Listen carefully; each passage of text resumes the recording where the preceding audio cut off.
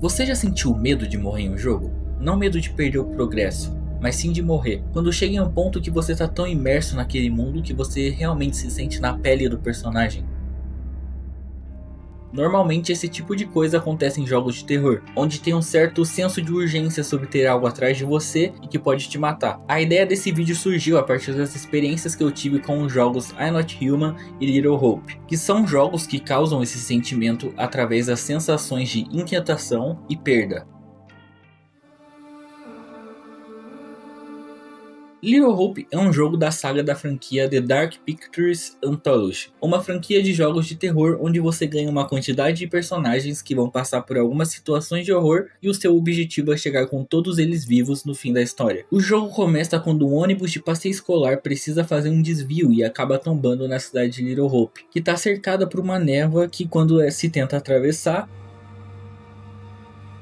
você volta para o mesmo lugar, o que força os personagens a seguirem em direção à cidade. Little Hope vai usar muito da inquietação para te dar a sensação de medo, através de três coisas: aparições no canto da tela, momentos de tomar decisões e uma mecânica do jogo que consiste em fotos que você pode encontrar durante o jogo que vão te mostrar flashes de cenas onde os personagens podem morrer. No começo do jogo, as aparições no canto da tela vão ser mais frequentes, o que causa a sensação que pode ter algo sempre no canto te observando, o que faz com que você passe o jogo achando que em algum lugar pode ter algo te observando, e o jogo te instiga a pensar isso através de enquadramento de câmera. Tomar decisões no jogo é algo recorrente, até porque ele é um jogo de escolhas, e nem todos os momentos de tomar decisões vão ser inquietantes. O que torna esses momentos inquietantes é a situação. Situação essa que você vai ter que tomar uma decisão e você não vai ter muito tempo para escolher. E na minha opinião, uma das coisas que mais dão essa sensação de inquietação são os flashes das cenas. Porque você sabe que aquele momento vai chegar e quando ele chegar você não sabe que decisões irão levar a ele ou que vão evitar ele. E se você não evitar ele...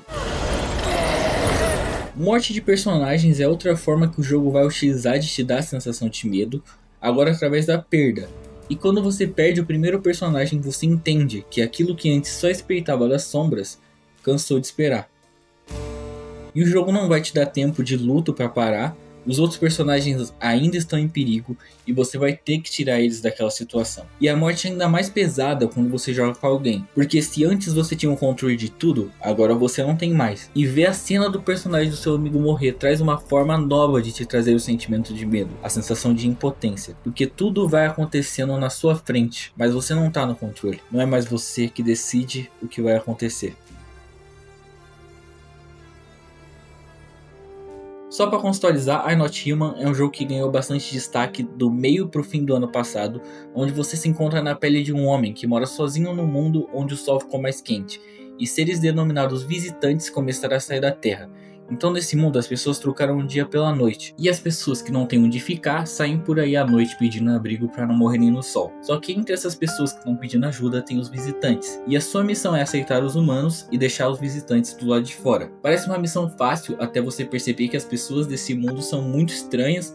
Então muitas das vezes você não vai poder ir pela aparência. E quando você aceita alguém na sua casa, na parte do dia você vai poder investigar a pessoa para ver se elas têm os traços dos visitantes, que são informados pelo jornal, como dentes muito brancos ou unhas sujas. Só que você tem uma quantidade limitada de energia que são gastas quando você investiga alguém, o que significa que você não vai conseguir investigar todo mundo que vai estar na sua casa. Mas a princípio o jogo parece ser bem tranquilo, já que os visitantes só matam outros humanos da sua casa.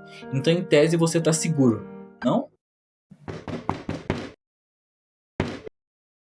Depois de alguns dias você vai receber a visita do Visitante Pálido. Ele é o primeiro visitante que se revela ser um visitante sem negar e que não demonstra querer entrar, pelo menos agora. Depois de falar algumas coisas estranhas, ele vai perguntar se você está sozinho em casa e se você tiver...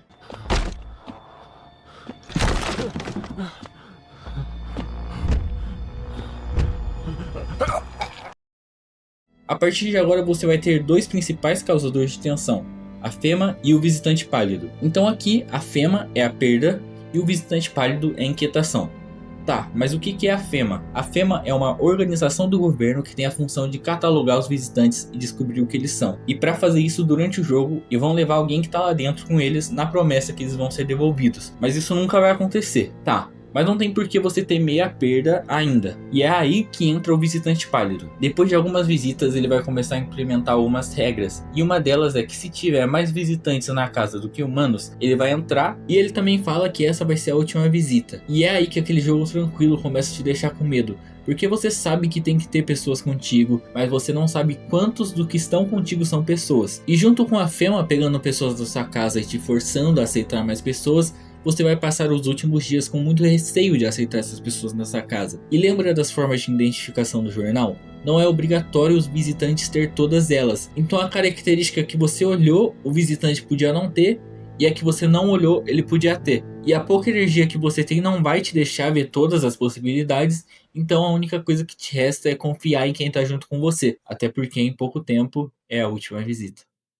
E sabe o que esses dois jogos têm em comum? Os dois têm várias opções de finais, o que significa que suas ações têm consequências. E consequências fortes o suficiente para levar a história para um rumo totalmente diferente, seja um rumo bom ou um rumo ruim.